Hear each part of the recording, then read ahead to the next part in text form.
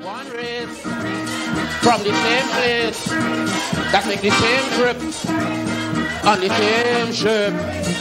So we must push one common intention.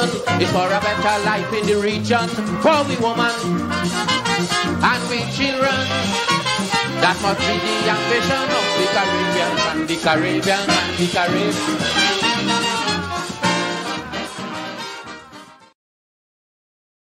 And a very good evening to you and welcome to today's edition of Politics 101, the open word edition of Politics 101.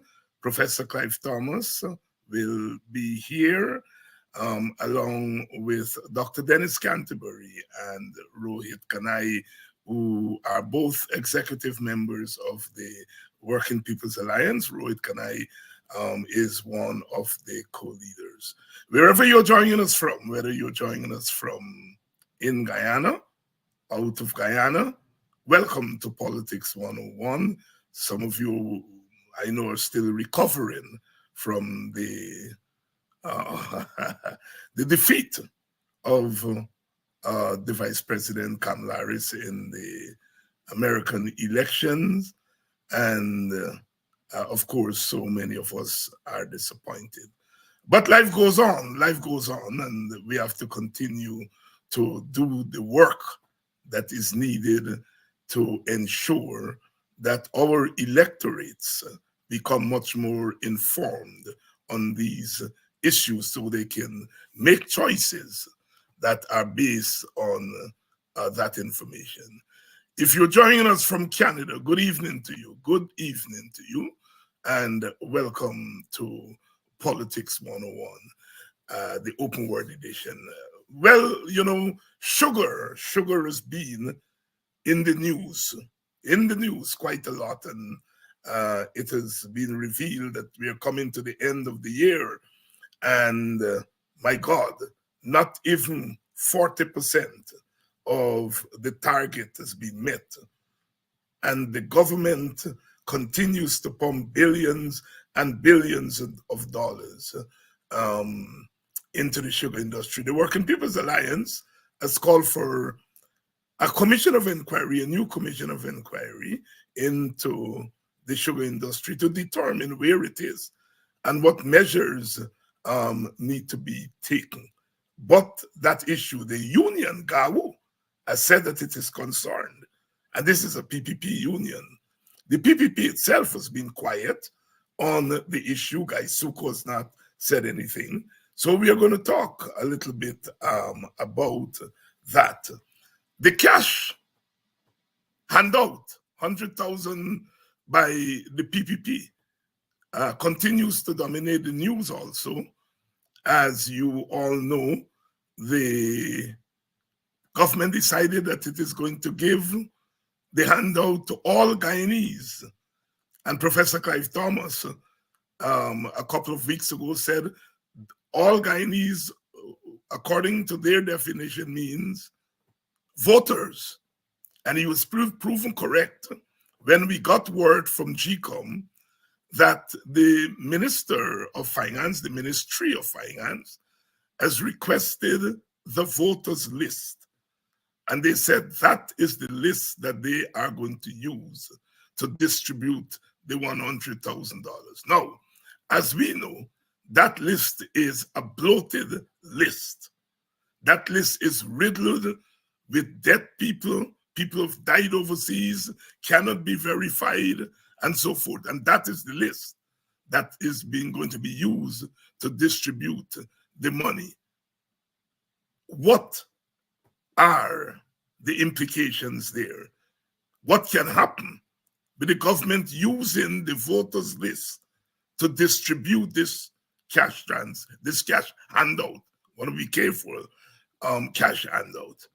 It is becoming patently clear to people as we continue to have these discussions that the original proposal by Professor Clive Thomas is not the framework that is being used for these payouts by the government. And we are glad about that. And we want to continue to make a clear distinction between cash transfers as a form of a basic income, as opposed to throwing a little money here and there to people. It is important because we sounded a warning here that when the government said each individual, including Guyanese who live outside of Guyana, we smelt something. And we are glad that the conversation is unfolding.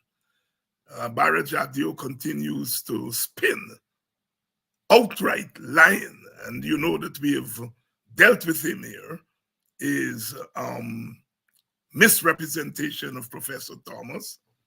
As you all said, with all the cards that you all, my house is full with cards of congratulations for the way I took him on a week ago.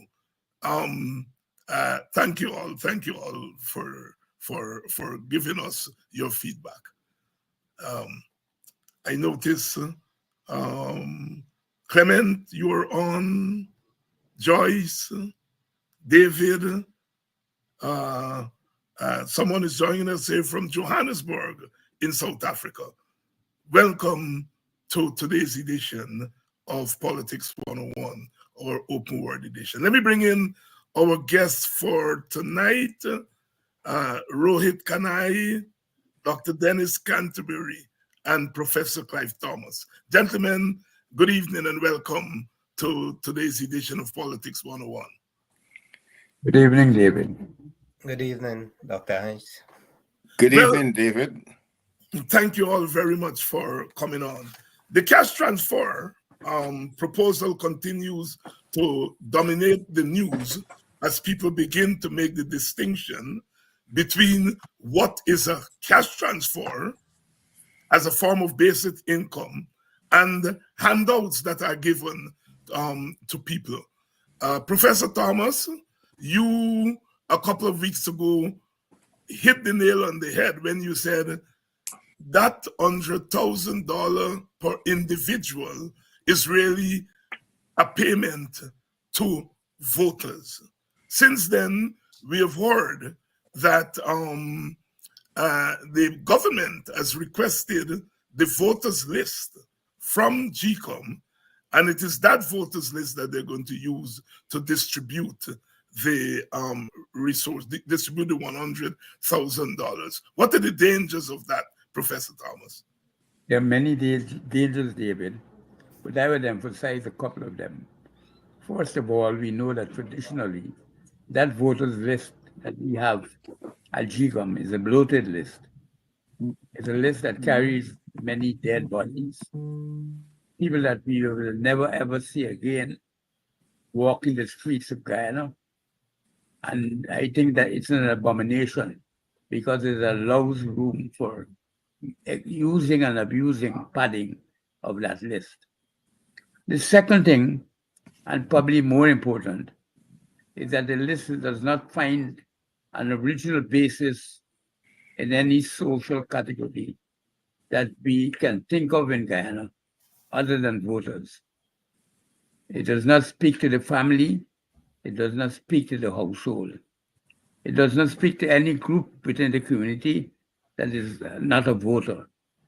So from that point of view, I think it narrows the scope and the intention and the purpose and the philosophy behind the universal basic income, which is to make people feel that they're entitled to a basic income around which they can build their lives, seek opportunities, and try to move forward, both as human beings and as members of an extended family.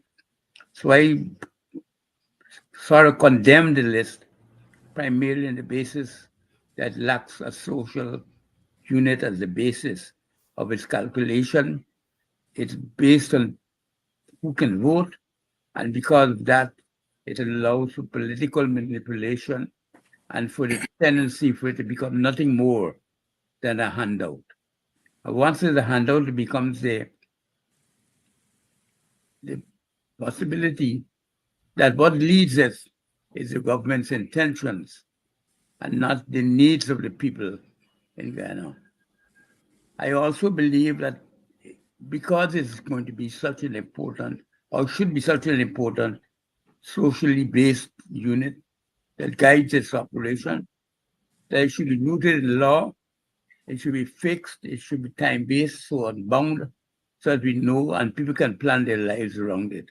Not something that comes before an election. And if then another election has to be called because of an emergency, let's say 2026, you give another one.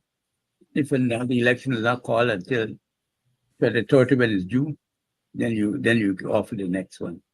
You have to make it a regular basis on which people can plan their lives who are in extreme poverty.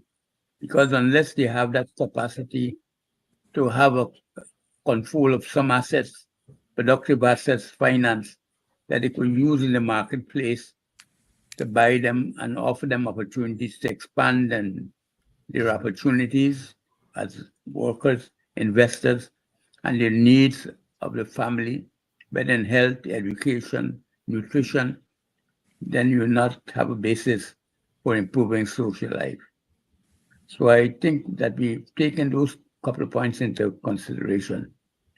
I feel that what the government has done is a grave disservice to Guyanese and a vulgar abuse of the sort of philosophy of building trust and harmony within our society that the universal basic income is aiming at. Professor Thomas, let me stay with you for because you raised the question of legislating cash transfers, and the vice president dismissed that suggestion, which was amplified by a letter from our colleague, Brother U.C. Kwayana, a week ago. And Vice President Jack Dio retorted that you can't legislate recurring expenditures. Can you speak to that for us? What we can legislate, which we all know, is that if you're spending public's money, it's the responsibility of those politicians who want to spend it to get the approval of Parliament. And if you can't get parliamentary approval for it, you can't spend it. So it is very easy to write that into law. Any law-based society, that would be a normal expectation. You don't go spending millions of dollars on a fly-by-night idea of some minister looking for votes. You have to root it in law that so people can know that an institution and legality backs their claims, so they're not become dependent on a handout, but they're making a legitimate claim that the law entitles them to make for the payout. Dr. Thomas, the president is saying that this thing is going to cost a minimum of $60 billion. Now that is calculating it at $1 million kind of right per person, and he's deliberately lying. I mean, yeah. I've never seen a grosser attempt to mislead than that in my life. Barefacedly, he said that what we're recommending is $1 million per person each year, when we have said $1 million per family each year. And we know the average family is about 4 to 5 persons per household. Yes. Yes, so the World Bank. He's not just doubling it, not right. tripling it, not quadrupling it, he's multiplying it fivefold. The man is a scamp of enormous proportions. Scamp of enormous proportions. See why that sum of money was not a line item in the budget. It's not a line. All the more reason for law. Yeah, and that's where I'm coming. I'm coming to. It's not a line item in the budget. They have not gone back to Parliament and asked for money to fund this thing. Where is that money coming from? They can take it from the Treasury. And that is why we have to be thinking of legal means for challenging it. I don't think we should let the battle lie or leave it hanging in the air.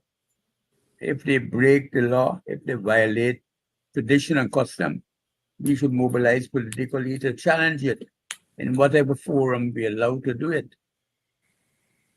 And I think it may be we have to speak to the legal people. There might be a legal case that we can make or a legal challenge that it has to get the approval of Parliament. Professor Clive Thomas here, discussing some of the pertinent issues. As you all can see, they have opened a can of worms, and it's up to us to ensure that we hold them accountable, because what begins as an innocent intervention could well become... I would say not innocent. Not what begins as a fraudulent intervention becomes exposed, and its ramifications for the rest of society become exposed to the sunlight, and then people see what is happening.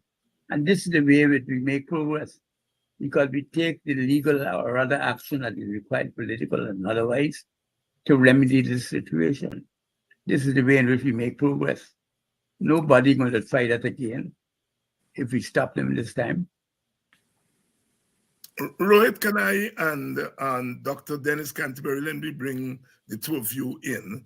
Rohit, Professor Thomas makes a distinction between the universal basic income and what it's intended to do, and what this government is doing ostensibly under the name of providing resources to help people.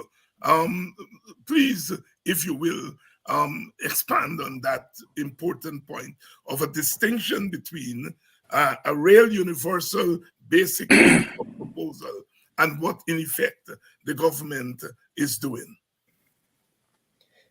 First of all, David, the government proposal trivializes what Dr. Thomas has proposed as a universal basic income. You know, there's a line in a prayer, give us our daily bread. I would say Dr. Thomas' proposal is ensuring that people who live under the poverty level will get their daily bread as a guarantee, which releases that energy to plan a future for themselves. I think that's a very important understanding of what the proposal is as compared to the government side, which is definitely a handout in any and every sense of the word. It does nothing to fundamentally change people's life in a meaningful way. So in that sense, I think it trivializes everything in relationship to the two proposals. More, I would also think that people who are just above the income level, the poverty level, can also plan their lives in meaningful way. You get education, which to me is very important. With the oil money, people need employment to access it, and that calls for a total revamping of the whole educational system so they can become professionals and access the oil money, thereby enhancing their standard of living. They're no longer consumed by basic bread and butter issues. You can now invest in your own development, education-wise for starters, and you can progress forward from that initial beginning. Dr. Canterbury, the Buxton proposal in particular, but in general, proposals for cash transfers and universal basic income are aimed to alleviate poverty. Indeed, the UN Sustainability Goals, 2030 goals, number one, the first item on that is the use of universal basic income as a means of alleviating poverty. Make the relationship here between universal basic income / cash transfer and the alleviation of poverty. Well, and the first thing I would like to say here is that what the PPP is doing in terms of making this payment is not a poverty reduction strategy. It's a political ploy. We all know this, as CY has pointed out. And the whole question of reduction of poverty, it can't be a haphazard sort of a approach. When we're going to address the question of poverty and how to reduce it, the United Nations and they're actually using now multidimensional approaches to it, the poverty reduction, which would include not only some things such as the universal, such as the Buxton proposal that we have on the table. Because if you look at it carefully, the Buxton proposal is not merely about paying monies out to people. It's multidimensional. It's about promoting employment. It's about having a steady income, as Rohit said, and as you have said earlier, and CY as well. It's about dealing with the environment. Because when you look at the millennium, at the goals, the 2030 agenda, we see poverty is number one on the list to sort of reduce. But then we also see the environment. And the Buxton proposal also is directly linked to creating the sort of situation whereby people who are not as poor in the poverty setting will not necessarily become engaged in the type of activities, economic activities that could destroy the environment, like forest, as farmers cutting the slash and burn agriculture and so on. So really, the paying out the cash transfer, a poverty reduction program, it's not a political program in terms of trying to get votes. The universal basic income is fully integrated. It must be integrated fully into a multidimensional approach, which we can use to help to raise the interest, the wage rate, wage and employment, increase employment. We could use it to tackle the environment. We could use it to do so many other aspects of that would address so many aspects of the people, poor people's lives and the society as a whole. Because when you take care of the environment, when you take care of the poor, you just lift the quality of the entire society, and it's not just the poor, because the environment affects all of us as well. And that point you raise about the environment is particularly important. But let me get you to zero in a little bit. Here is a family in Golden Grove or Enterprise and more, or a family in Alshalton in the hinterland, and they get a cash transfer of let's say $1 million Guyana dollars. How can they? How is that injection of cash transfer going to help to lead them out of poverty? Give us a practical sense. Yeah, that would be a very, very it would be much help. It would be a great help to them. It wouldn't solve all of their income problems, but what it can do is help them, especially if it has to be regular. It can't be. Yeah. We're assuming that it's regular, because we're talking here now about the Buxton proposal, not the government handout. Yes, right. It has to be regular, and once it's regular, then you can, as CY had pointed out before, as well as Rohit, you can plan on it. You can actually you could borrow in it to invest and make certain practical. You could buy a cow and a pig, and you could do some agriculture with it. You can you could also use it to for small business development, your own small businesses, and knowing that you're having a regular income, something on which you could now borrow and invest in you buy some goats or you buy sheep or the typical things that you could do. Poultry, you could do agriculture. You could also buy a sewing machine and stitch clothing for yourself and your family to reduce your costs. You could stitch clothing for people in the community and turn it into a small business. There are many sort of business aspects that we could see in this thing to help people to help themselves to get out of the poor situation that they're in. So there are many examples of this. We've seen this with this person who actually won the Nobel Prize for the small business development approach from Bangladesh, and where people microfinancing, right? Where people could actually take a small amount, take a money like $1 million Guyana once it's regular, and then start small businesses. It's a good means to finance them like that. Besides, of course, helping to put food on the table for them. Because when we define poverty, we got to understand that poverty is defined in different ways.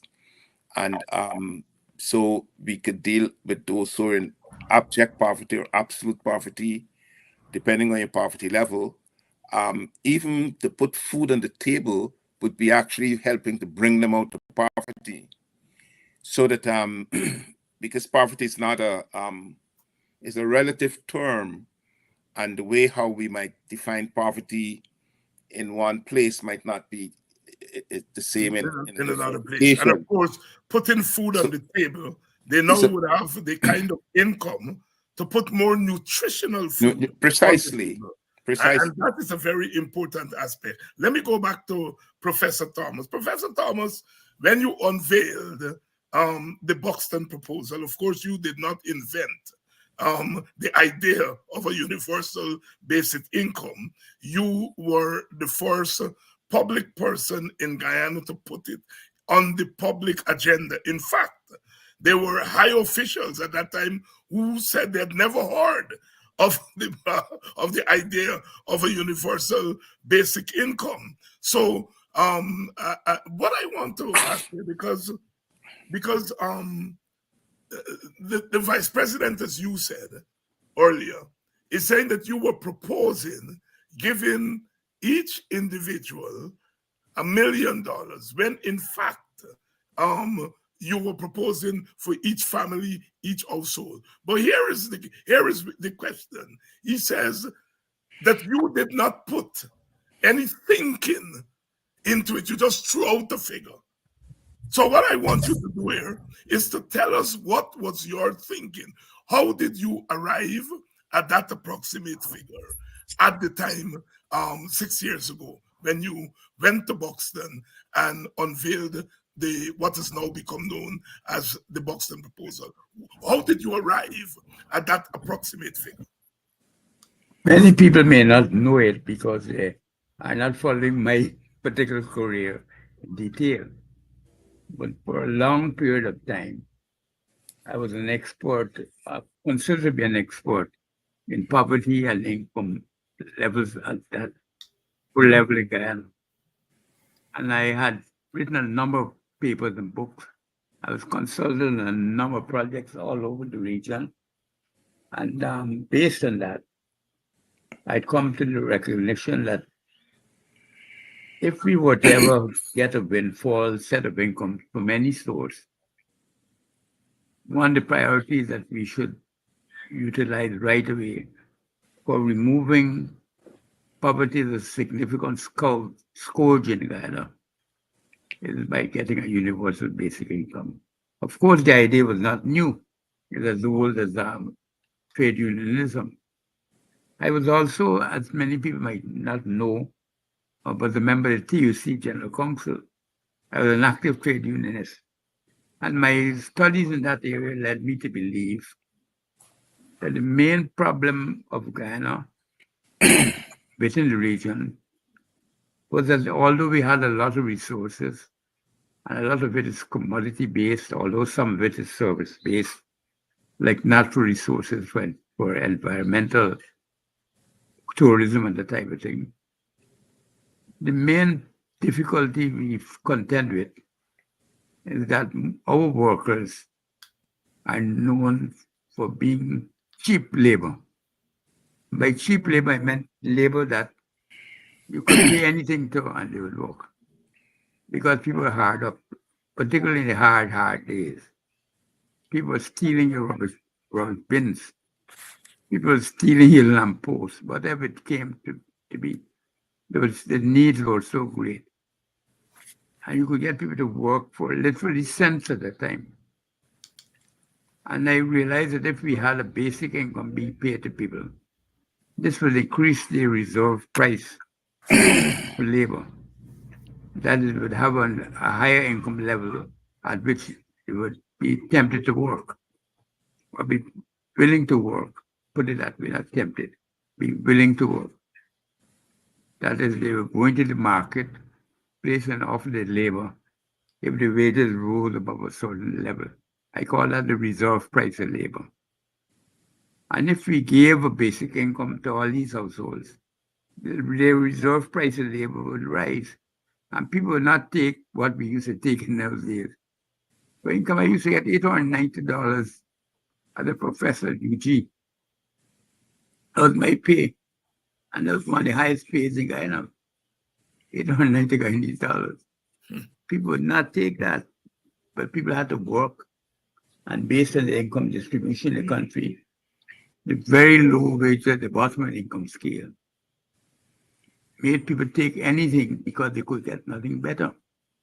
But if you raise the reserve price of labor, if you raise the opportunities that they could get out of a basic income, so they have to factor that in the price at which they sell their labor, pressure you put on the work, on the people buying labor, all these firms in Georgetown and these businessmen who are riding on the glory of kind of resources, wealth, will have to pay a higher price of labor. So I've always seen it as an incentive for the growth of the labor force, a well-paid labor force, as a growth for unionism and that type of thing. So it blended a lot of different streams of analysis and opportunities for me, for Guyanese. And that is why I support it. Mm-hmm. The choice of the amount was based on the levels of income at the time. Mm-hmm. Remember those times when we first noticed how bad the levels of poverty were. People measuring it as $1 a day, $1 US, which is now $200 or 206 or something like that. So it was a very, very low income base. And gradually this base started to rise. And a lot of the rise out of it, I think it was accompanied by an expansion in the ability of people to only accept labor at a minimum price or a reserve price that was giving them certain basics. And that is what... Go on here. Yeah, no, I was about to say, so that was one factor. The other factors, I remember it, had to do with your projection of our oil reserves. And yeah, well, that came later. It is very, because I had GHK Lal on my program a couple of nights ago, and he said, look, I was wrong. I was wrong, and Professor Thomas got it right. And he was making reference to the projection as to how much oil reserves we had. Because when the proposal was laid, most of them, including Jack Dew, said we can never, ever pay out that amount. We have in writing some of the leading writers yes. on the topic in Ghana. I have in writing where they said we can never, ever have more than 1.3 million barrels of oil in the ground. Billion barrels of oil. I have that in writing. Yes. And so when you made the proposal, they were all laughing and said, what was your projection at that time? I used the United States Geological Services projection. You see, many people don't know it. They write and they don't do research. There's a distinction between the two. And it's very important if you want to be a writer. You have to know the facts. The United States Geological Services had done a survey of undiscovered geological sites for oil. And they done a model and a global survey in 2000 and repeated in 2012. I happen to get both copies. I got both copies. And I looked at this region and they were projecting that for the Guyana Caribbean Basin as a medium projection, 50% probability, it'll be 13 to 15 billion. And I took a gamble on that. But it turned out that probability was surpassed in the sense that as more and more discoveries are made, you can go for a higher probability that it will be successful based on the past creaming curve, which is the curve of discoveries. And based on that, I've advanced it to estimate at 20 to 30 billion, which are in my Starbuck News columns over the period. And I show reasons why I did that and how you move up the distribution curve and all the various analyses that are required for that. And I've used that. But I've been happy in that Exxon has stuck to their 11 plus billion. The government has introduced a new PSA, a new production sharing agreement to advertise the public auctions. And I hope they know what they're doing. They actually stated in that advertisement that the resources were 25 billion barrels of oil. That came about 6 months after me. So that's pretty close. So I have at least an official source that's in my proximity, but no other source comes close to it. Although some investors in the US market are recommending that they may have, in fact, about 20 billion, which I also cite. But you got to pay to get advice from the firms. So I'm not disclosing it and so somebody just get it free.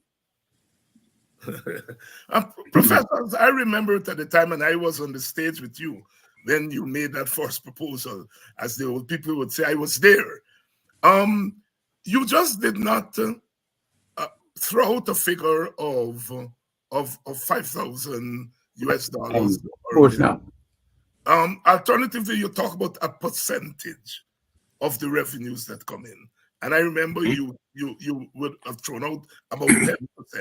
Do you still hold to that formula? Well, I think it has to be updated because of what has been taking place over the last 5 to 6 years since it was made. The exchange rate has shifted a little bit. It's appreciated slightly in Ghana.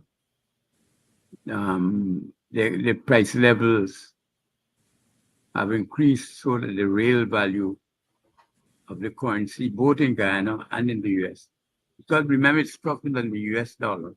Yes. And then converted properly. It's $1.05 million. Not 1 million, but I mean, we don't fight over the couple of 100,000. Professor Clive Thomas, in case you're just joining us. But before I got sick and stopped the articles at Starbuck News, I was in fact just about to recalculate the new figure that I would use. But people know the principle which is done. I try to adjust it in terms of exchange rate changes, price changes in the US and Ghana market, and use a convenient figure. Because in these arguments, convenience is more important than a precise figure. I won't use something like 3.7645321. And so I heard before they say 4. You know, it's easy for people to remember 3 and 4. In case you're just joining us, yes, Politics 101. Tonight we are discussing all things economics on our Open Word edition. And we have here Professor Clive Thomas, whose voice you just heard there. Alongside him is Rohit Kanhai, co-leader of the Working People's Alliance, and Dr. Dennis Canterbury, chairman of the WPA Policy Committee and executive member. Rohit, let me bring you in. You, Dennis, and myself, we all grew up in the WPA reading Bread and Justice. And I know of no other person who cites that little booklet, I call it at that time, by Clive Thomas, written since in the 1970s. Let me ask you, how relevant are the arguments and the principles enshrined in that book, Bread and Justice? How relevant it is today to our discourse on the oil and gas resources and how we can use them to alleviate or reduce poverty? David, the line that has stuck in my head all these years is bread, or more correctly, the promise of bread cannot be traded for justice. And that spells out precisely what we're dealing with between Dr. Thomas' proposal and the trivialization of it by the PPP. Now, as Dr. Thomas has just said, he has a very long history, and this is prior to oil. He wrote Bread and Justice. He wrote The Poor and the Powerless, The Role of the Authoritarian State in Peripheral Societies, and Dependence on Transformation. I have read all those texts, and they're very impressive. And this is prior to oil. Now they become even more relevant in the post-oil economy that we're dealing with. And the need for justice is the key element right now. This is a Guyanese resource. It belongs to all of Guyana. This is not something that belongs to a government of Guyana that currently does not represent the way we participate in a so-called political democracy. Does not represent the people as such. And we have to also fight for a government that represents the total electorate. Every individual that votes in Guyana has the right to vote, must participate in the distribution of that oil wealth. It doesn't belong to any government and handed out to people as if it's a boon from a king to, the subjects. So Dr. Thomas' proposal reasserts a right of Guyanese to what is their patrimony, to develop themselves through what rightfully belongs to them. And that is why, tied into the very discussion of justice, that we must have a political system that is truly a national government, which is also part of the political struggle we're involved in. Now, I would also point out, Kwame Nkrumah said, seek ye first the political kingdom, and all things will be added unto you. That is straight from the Bible. But then there is a spiritual component that says without justice, that distribution will not go well. And I think that's encapsulated in Dr. Thomas, bread, or more correctly, the promise of bread cannot be traded for justice. And of course, the reduction and ultimate alleviation of poverty is in itself social justice.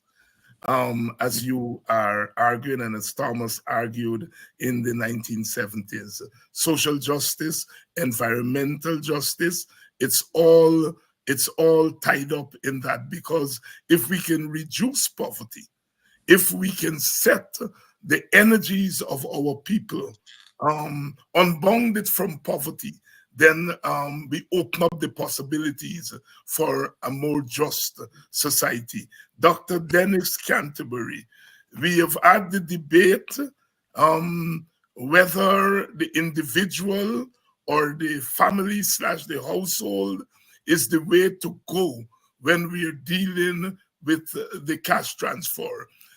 Those of us who have been thinking about the universal basic income would know that that very notion is grounded.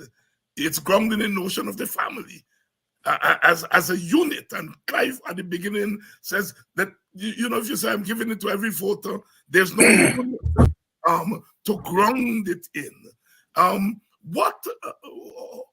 Why? Expand on my introduction there. Why using the family as a unit as opposed to the individual is more beneficial in terms of reducing poverty? Well, I should say before we get started on this question that CY talked about him having a long history of focusing on the question of poverty. I remember that we actually put together a special issue of the journal that we published at UG, something called Transition. We have a special issue entitled Poverty in Guyana Finding Solutions. And I'm sure CY remembers this. And we did this in 1992 when there was a change in government, and we had this big meeting and brought in all of these different sectors, and people spoke from different aspects of poverty in Guyana. And we did this, and we handed it to the PPP, to Jagan, as a contribution for him to sort of see some ideas about how they might tackle poverty. But none of it sort of, it wasn't an election ploy, as we see that is happening here now, where you would want to give to individuals as distinct from the family. Because basically, when we put together Poverty in Guyana Finding Solutions, we were thinking about how to help the very people that CY mentioned earlier, as well as Rohit, the Guyanese households, Guyanese families, poor people, basically how to find solutions to the problems that they've had. I remember myself, I wrote in that thing something on rural poverty, something that and I actually drew a poverty line for another study I did on rural poverty in Guyana. So estimated the poverty line. Now, so you are always dealing with the family and the household as distinct from the individual. And why is the family the preferable unit? Because the family is the basic unit in the society, and the family is sort of we could actually construct some sort of an approach to helping a household move out of its poor conditions, rather than use the individual. Because if you notice, we all came from families. This is the way we came from. So it's the family that's the most basic unit in a society. And that's the unit that we're trying to, with the Buxton proposal, help to bring them out of poverty, as distinct from using individuals.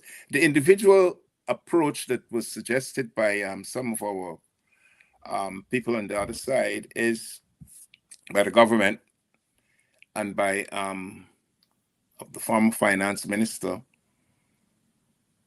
We could see how that is going to be used to encourage corruption. We can see how that is going to be used to as an election ploy to win voters, and especially, as you pointed out earlier, that you have reports that they actually want a voters list in order to implement that policy. To implement that policy, that is a policy that is going to it's not even a policy. It's just a political approach to win votes. That's what it is. Because if you're going to have a real poverty reduction strategy, you need to study so many things. You need all kinds of information. Which are the groups of people you're attacking? What's the difference between poverty in the Rupununi and poverty in the East Coast and poverty in Georgetown? So you need lots of understanding of how poverty works in terms of how we define it and how we can come to understand what it is, as distinct from just saying you're going to give $100,000 to every individual. And then we don't even know what is the individual. And then you say, okay, it's going to be 18 years and above. And then you don't know about the issues that we raised last week, that you raised, David, with respect to a woman who is 17 years old with 2 kids.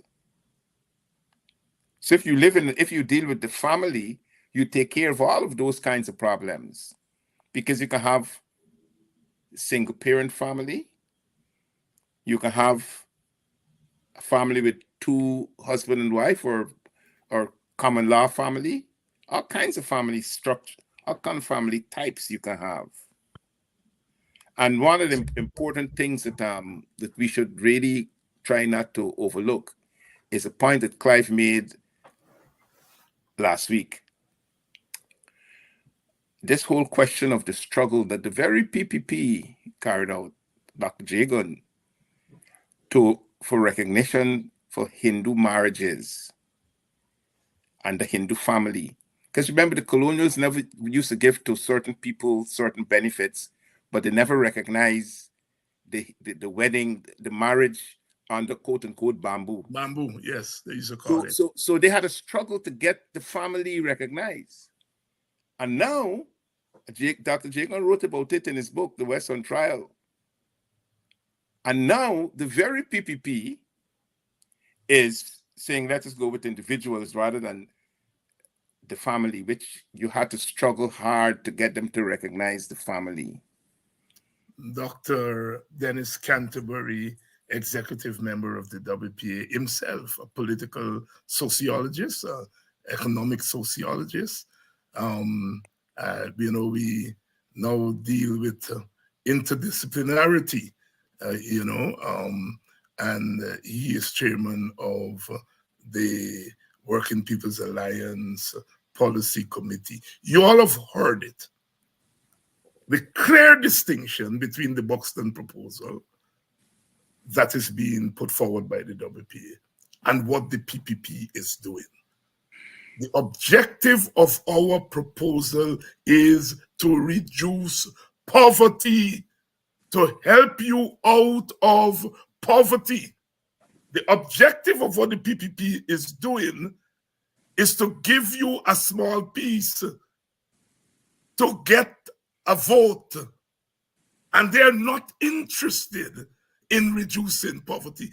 That is the distinction, and we wanted to make that patently clear that our proposal is aimed at reducing poverty. One of the things that Jack Dio did is to say Clive Thomas is good at writing university papers. Well, you have to write in university papers call for intellectual acumen. And I want Mr. Jagdio to produce a piece of paper with his name next to it to demonstrate his acumen. Who talks off the top of their head more than the vice president? One of the things we have always known in dealing with Clive Thomas, he don't talk on the top of your head. He always say, you have to study this thing. And the next thing he always tell us, I don't lie. Let the numbers, let the studies speak for themselves. So we want to make that clear. Professor Thomas, as I come back to you, sugar is in the air again. And this is an area, you mentioned your expertise or your being regarded as an expert in poverty. As a small boy in Buxton, learn from the farmers in the village that you were an expert on sugar, because I always tell the story of whenever you come to speak in the village, the farmers would come out to the back dam early, go home, bathe the skin, put on the nice clothes and sit down on the line top waiting. And we as young boys, we wanted to hear the firebrands, but they would come when you speak, and later on they schooled me. They said, teacher, what Dr. Thomas talk about? A cane farming. He talking about vegetable farming. He talking about wheat life, so we could identify with that. I say that to say, see why you're also an expert on sugar. Sugar is in the air again. Gaisuku, trouble. They're not even producing 40% of the projection. And today, what, 300,000 tons of cane sugar is what they're projecting, and they're not even meeting that. Government is still pumping billions of dollars into the industry. Gawu, the union, said they are concerned. They're changing managers left, right, and center. You were the chairman of the board when the coalition government came into. There was a commission of inquiry, and you advised the government based on the commission of inquiry. We know what happened there. Why are we still, after all these years, talking about Gaisuko and the sugar industry being a failure? Well, I think for many reasons, and perhaps the most important of all is that it is in fact a very difficult problem to solve. I think the industry as it's constructed, as it operates now, is completely uneconomic. The gap between the price of sugar and the cost of production is so wide that every effort we make to try to subsidize Gaisuko to make it a profit-making institution will result in those resources that we pump into sugar being used to subsidize the price at which Demerara sugar is sold in Europe and in North America. I hate to say that we are, on this course that we're pursuing now, hell-bent on subsidizing consumers in Europe and North America, and not Guyanese. So it's wasted surplus. To my mind, it's criminal to be discussing that we can't find enough money for the proposal and giving all that surplus that we get from the windfall incomes in oil to people in Europe and North America as a subsidy for the continued consumption of our sugar. Sugar can never be economic on the scale and the way in which it is currently operated. Sugar has to be turned into a completely different mechanism. Following the Commission of Inquiry a decade ago, when I was chairman, we made a great effort to try and convert Gaisuko into a holding company, much as Booker's was before it came to operate as the leading sugar producer in Guyana. We would develop parts of the industry to be self-centered or self-organized profit-making institutions. We took, for example, the possibility of making the sugar, the estate's drainage system, the ponds and the operations of the sugar equipment and the rivers and so on, into fish farms. We got the best consultants in the world, including some from Florida, from the university. We had a feasibility study about to be completed when I no longer was there. I don't know if it's completed yet. To try to see if we could find a basis on what types of fish to produce for that market what were the requirements of the American European taste, what weight they had to be, all the conditionalities that were needed to make it a popular sell in Europe. We got this, we looked at the stalks, the cane that is actually grown. We got into discussions with an investor from France. In fact, the same investor who was producing the heart of palm. We were to make briquettes so that they would use that in the heating season in Europe. And we expected that because it was organic, we would get much better sales because there is non-toxicity and the opportunities that would present for us as a solid market, with him leading the introduction into the market.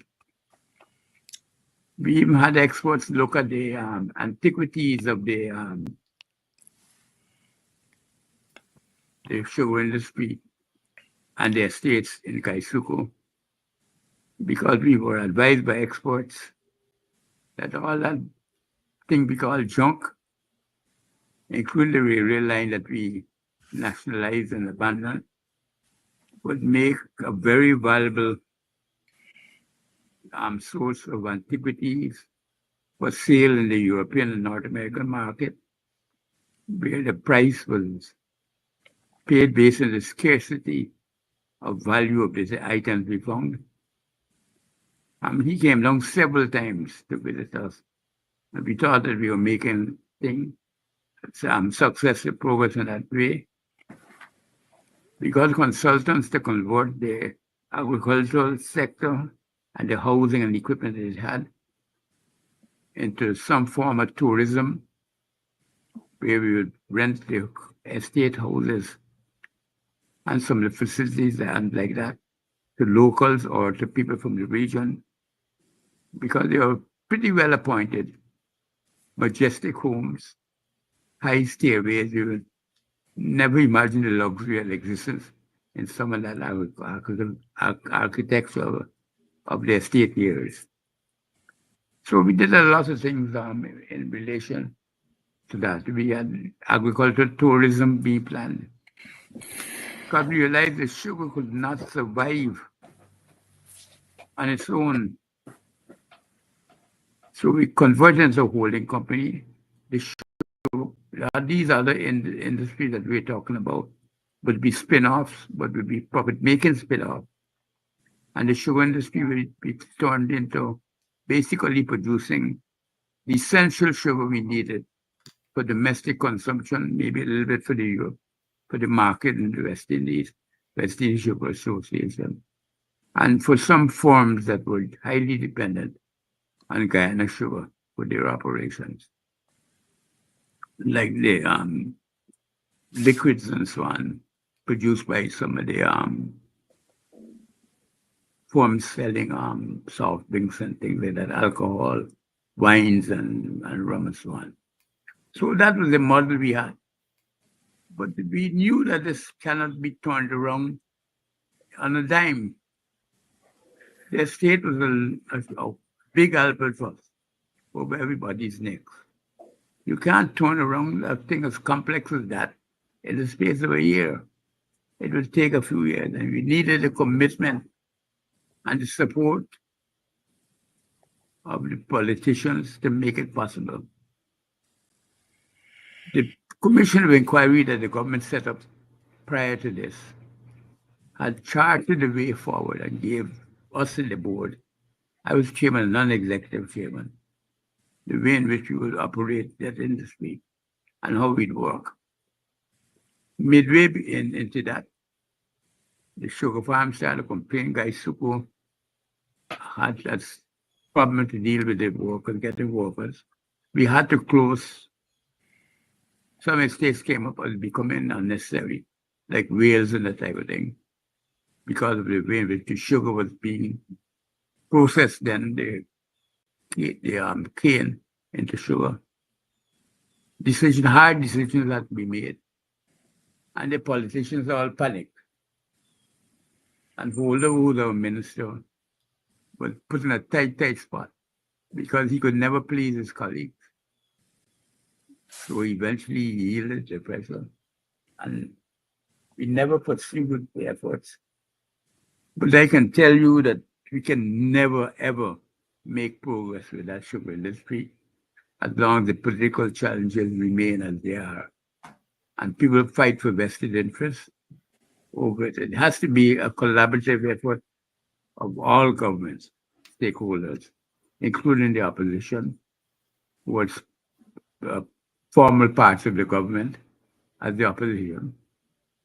So we have to have an all-party agreement to work on Kaisuko to change it.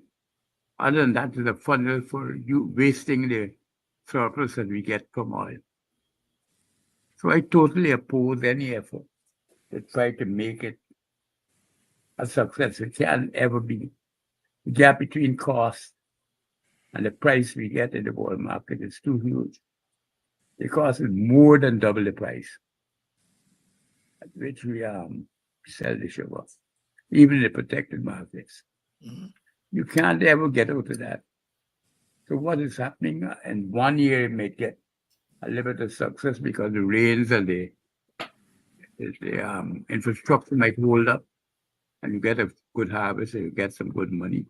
But that would never be enough to cover even that year's expenditure. And we have a backlog of debt that is humongous. When I was there, it was billions of dollars. And I'm sure by now, it's probably approaching 100 billion if I'm not going to be exaggerating. Yeah.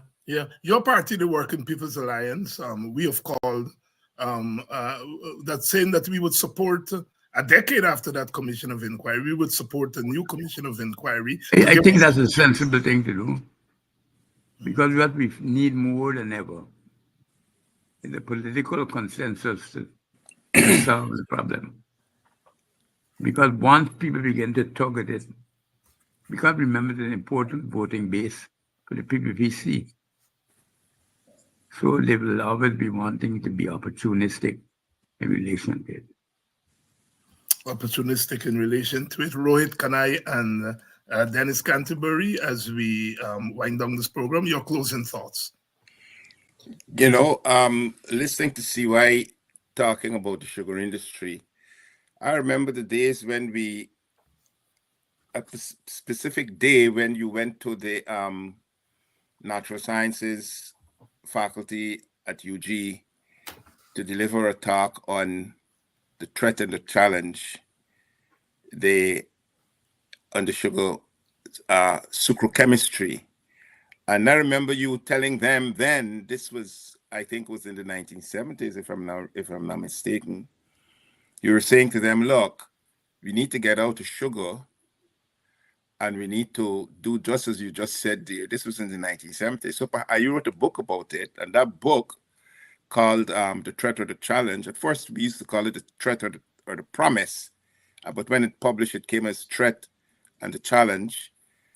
And the subtitle was, I think, The Economics of the Sucrochemistry Industry, yeah. The economics of the sucrochemistry industry. And the idea was that you can use the sugarcane plant not as a No, you can use the plant. Yeah, but you can use it for grass and these are the things the chemicals. Right? But basically, they can be structured, and you get to the sugar part of it, which is alcohol based, and that can make any chemical in oil. Right. And so anything you want, whether it's petrol, whether it's lipstick, whether it's grease to skin, whatever it is, all can be made from sugar. And the recommendation you made to the guys was that they should start to teach a course in sucrochemistry. Chemistry, yeah. But I don't even believe that they teach sucrochemistry in the region, because that book was published in English. That book was published in English, Portuguese, Spanish, and in fact, they tried to. I read an article where they said you should be nominated for a Nobel Prize for economics for writing on the economics of sucrochemistry.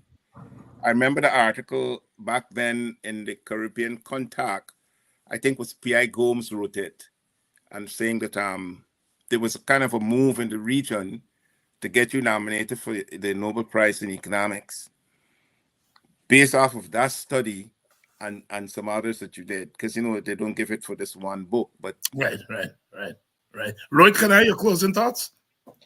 Dr. Thomas just mentioned the word political consensus. Now, if we go back to 1976, I think we had a $276 million emerging from the sugar windfall. Yeah. And there was a huge debate whether that money should go to the sugar workers versus other section of the economy. And the bauxite industry was one of those industries at the time. What it shows us that Guyana has to think ahead. Culturally, politically, we have been faced with certain problems, but sometimes the problems are not localized. In the case of the sugar industry, we are affected by forces outside of Guyana. And we now have to find ways and means of adjusting the whole economic structure of Guyana to survive. We're faced with the same problem with oil and sugar now. Should we subsidize the sugar industry through the oil economy? As Dr. Thomas just pointed out, it's almost an impossibility.